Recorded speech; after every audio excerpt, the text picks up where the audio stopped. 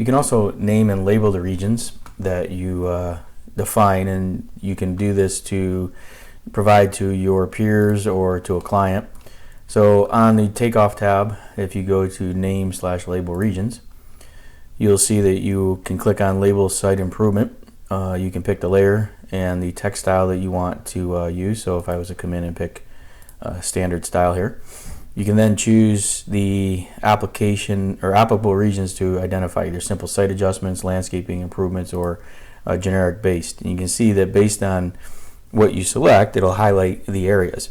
You'll notice that when I move my cursor around over here, it says explore identified site improvement. So you can see this is my heavy duty concrete, heavy duty pavement, so on and so forth. So I can pick that region and it will then show the name down here, and then you just click an insertion point. So now when I come in, I can set this in here, and it's going to add that name with that information. You can see the total material thickness.